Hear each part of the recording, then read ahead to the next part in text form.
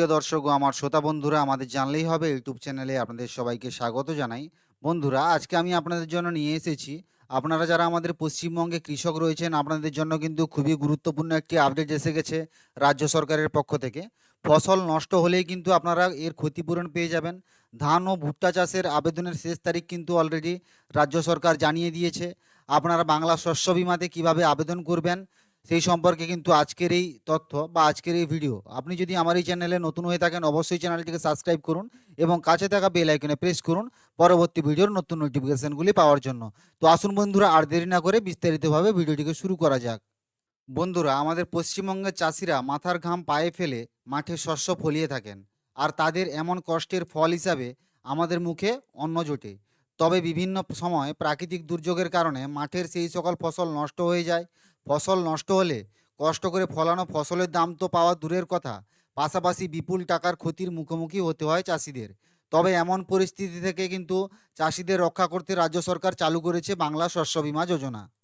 ২০১৯ সালে রাজ্য সরকারের তরফ থেকে চালু করা এমন একটি প্রকল্পের হাত ধরে এখনও পর্যন্ত ফসলের ক্ষতিপূরণ হিসাবে ২,২৮৬ কোটি টাকা কিন্তু বরাদ্দ করা হয়েছে। বিপুল অঙ্কের এই টাকা বরাদ্দ করার পরিপ্রেক্ষিতে রাজ্যের অন্ততপক্ষে ৮৫ লক্ষ চাষি কিন্তু উপকৃত হয়েছেন।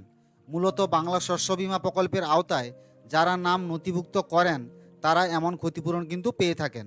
প্রাকৃতিক দুর্যোগ যেমন ঘূর্ণিঝড় থেকে শুরু করে অতিবৃষ্টি, কম বৃষ্টি, শিলাবৃষ্টি, ভূমিধস, বন্যা, জল জমে ফসল নষ্ট হওয়া, ফসল ফলে যাওয়ার পর তা কেটে খামারজাত করার পরও প্রাকৃতিক দুর্যোগের কারণে বিভিন্ন সময় বিপুল পরিমাণ অর্থের ক্ষতি হয়ে থাকে চাষিদের।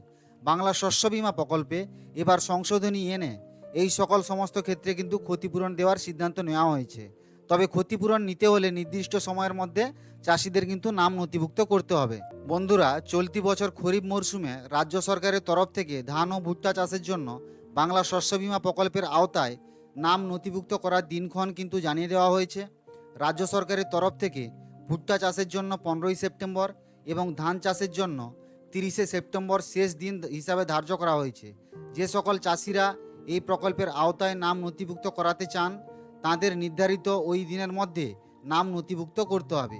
বাংলা শস্য বীমা প্রকল্প এমন একটি প্রকল্প যেখানে নাম নথিভুক্ত করলেই নিশ্চিন্ত থাকতে পারেন কৃষকরা। সবচেয়ে বড় বিষয় হলো এই প্রকল্পে নাম নথিভুক্ত করার জন্য কৃষকদের কিন্তু ১ টাকাও খরচ করতে হয় না। প্রকল্পের প্রিমিয়ামের পুরো টাকা বহন করে রাজ্য সরকার।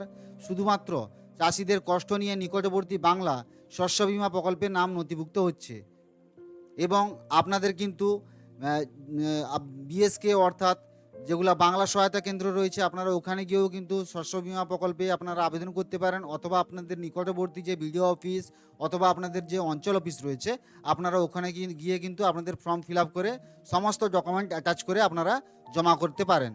তো বন্ধুরা, আজকের জন্য ভিডিওটা এতটুকুই। যদি ভালো লেগে থাকে অবশ্যই ভিডিওটিকে লাইক, কমেন্ট, শেয়ার করবেন। ধন্যবাদ।